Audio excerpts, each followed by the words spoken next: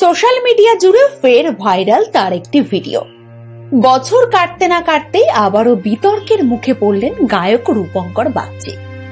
আবারও একাধিক অভিযোগের আঙুল উঠেছে এই গায়ক এবং তার স্ত্রীর বিরুদ্ধে। সরাসরি ভিডিও শেয়ার করে উঠছে সেই অভিযোগ। আর যে ভিডিও দেখে খোদ ভক্তরাই রূপঙ্করের উপর রেগে গিয়ে বলছেন, এ তুমি কেমন তুমি। অশ্লীল ভাষায় গালিগালাজ করার অভিযোগ উঠেছে গায়কের বিরুদ্ধে। জানিয়ে ইতিমধ্যেই মুখ খুলেছেন গায়ক পত্নী চৈতালি। কি বললেন তিনি, বিস্তারিত জানতে ভিডিওর শেষ পর্যন্ত যুক্ত থাকুন ইউনিক সার্চের সঙ্গে।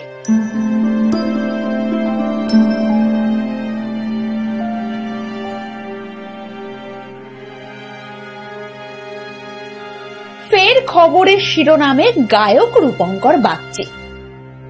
বেলগাছিয়া পোস্ট অফিসের সরকারি কর্মচারীকে হেনস্থার অভিযোগ, অশ্লীল ভাষায় গালিগালাজ করার অভিযোগ উঠছে এই গায়কের বিরুদ্ধে। গায়কের স্ত্রী চৈতালি লাহিড়ী পোস্ট অফিসে গিয়ে কর্মীদের সঙ্গে বাজে ব্যবহার করেছেন বলেও অভিযোগ।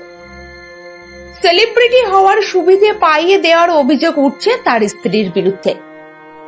সোশ্যাল মিডিয়ায় তুমুল ভাইরাল ওই ভিডিও ঘিরে শুরু হয়েছে নানান বিতর্ক। আসুন জেনে নেওয়া যাক এই ঘটনার সূত্রপাত ঠিক কোথায়।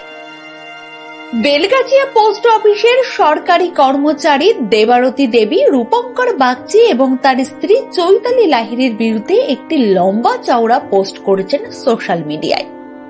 সেই সঙ্গে ভাগ করে নিয়েছেন একটি 14 সেকেন্ডের ভিডিও। যে ভিডিওতে দেখা যাচ্ছে রূপঙ্করকে অশ্লীল ভাষায় কথা বলতে। ঘটনাস্থলে উপস্থিত ছিলেন তার স্ত্রীও।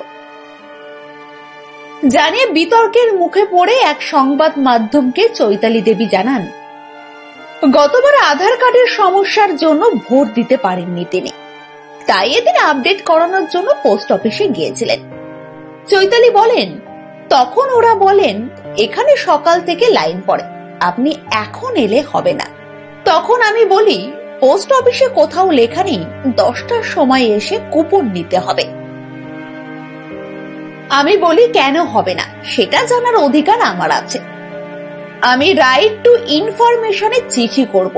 এসব কথা শুনে ওরা উত্তেজিত হয়ে যায়, কারণ ওদের ওখানে দালালি চলে। যে আধার কার্ডের কাজ করতে 50 টাকা লাগে, সেটার পরিবর্তে গরিব মানুষদের কাছ থেকে 200 টাকা নেয় দালালরা। এরপরই নাকি এই বিষয়টি নিয়ে প্রতিবাদ জানান গায়ক পত্নী।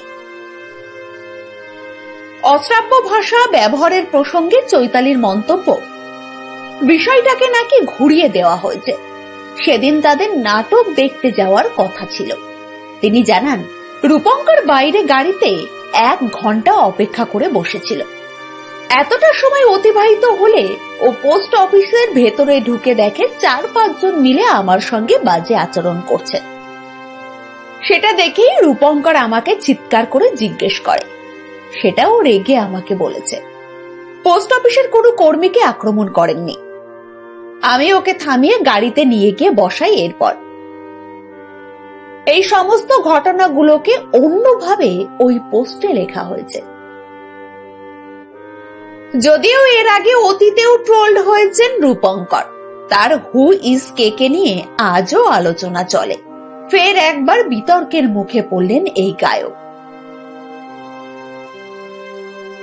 পরবর্তী আপডেট পেতে সাবস্ক্রাইব করুন ইউনিক সার্চ এবং দেখতে থাকুন আমাদের ভিডিও।